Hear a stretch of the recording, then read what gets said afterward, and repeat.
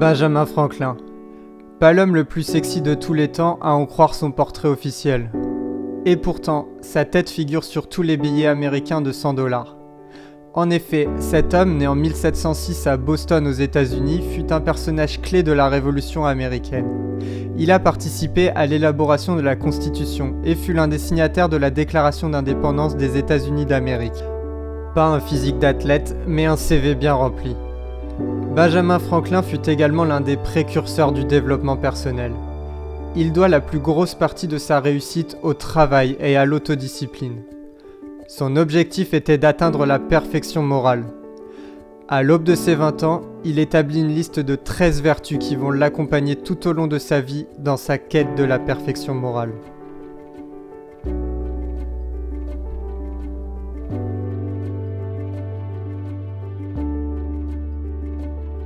Si tu manges trop, tu deviens obèse. Si tu bois trop, tu deviens alcoolique. Si tu travailles trop, tu délaisses ta vie privée. Si tu joues trop aux jeux d'argent, tu te ruines. On peut continuer comme ça pendant des heures. Cultive la tempérance, car elle te permet de profiter des belles choses de la vie sans en devenir esclave.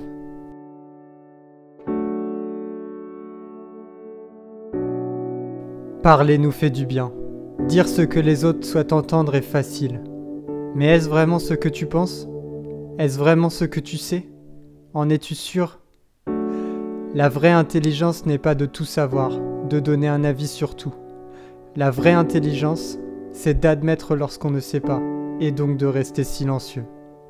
Plus tu parles, moins tu sais, et plus on t'entendra, mais moins on t'écoutera.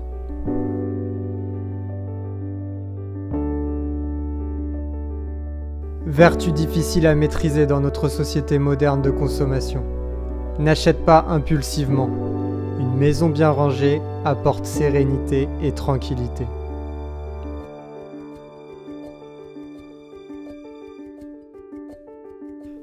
Arrête de te mentir à toi-même. Tu sais au fond de toi ce que tu dois faire. Donc fais-le. Bien sûr, tes objectifs et missions évolueront avec le temps. Car le chemin du succès est un très long voyage qui change souvent de direction et qui n'a pas de fin. Mais pour avancer le plus loin possible, il faut mettre un pied devant l'autre, tous les jours.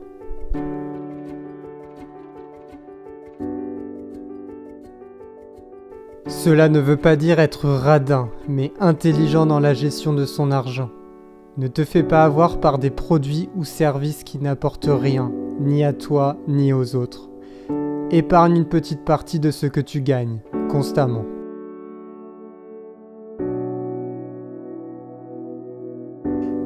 C'était déjà un problème en 1726 pour Benjamin Franklin. Alors imagine s'il avait eu accès à toutes les technologies d'aujourd'hui. Efforce-toi d'être constamment dans le concret lorsque tu travailles. Élaborer des stratégies, planifier sont de bons outils mais qui ne servent à rien si les efforts et le travail utile que tu dois fournir n'est pas réalisé.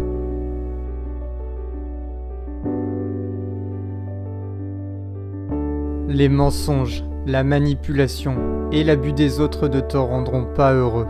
Ils écarteront les personnes les plus à même de remplir ta vie de bonheur et te feront faire du mal aux plus fragiles.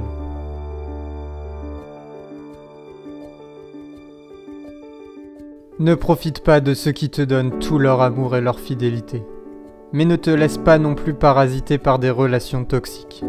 Sans te faire justice toi-même, sois juste avec les autres. Cultive les relations qui t'apportent du bonheur en faisant de même. Et élimine purement et simplement celles qui ne t'apportent rien sans te justifier.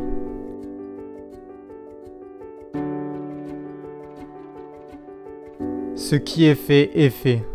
Au lieu de regretter le passé, tire-en les conclusions et avance vers l'avenir. Les injures et disputes sont toxiques, non seulement pour la personne à qui tu les adresses, mais également pour toi-même.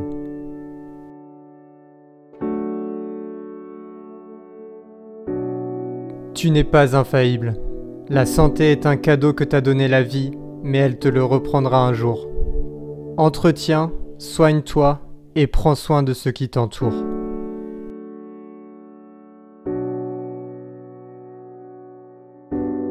N'agis pas comme un enfant capricieux.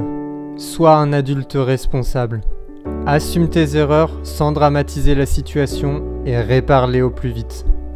Tu n'es qu'un humain et tu fais de ton mieux. Mais tu n'es pas parfait et ce n'est pas de ta faute.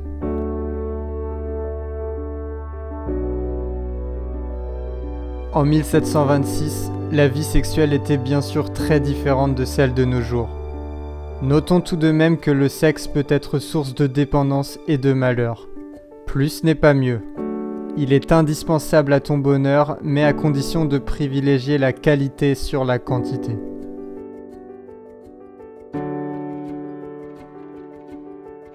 Tu n'es pas le fils de Dieu. Et quoi que tu réussisses, on ne se souviendra probablement pas de toi dans 200 ans. Benjamin Franklin n'est pas né avec toutes ses vertus.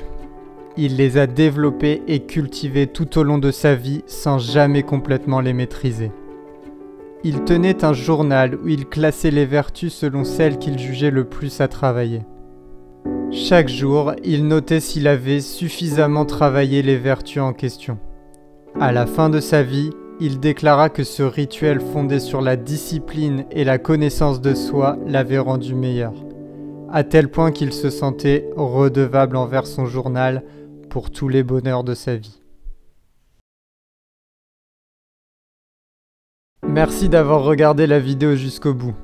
Pour la prochaine vidéo, je souhaiterais te faire participer en te demandant quel sujet tu aimerais que je traite. Ça serait sympa si j'ai plein d'idées qui remontent et ça m'aiderait beaucoup. Donc merci d'avance pour ton commentaire et à très vite pour une prochaine vidéo.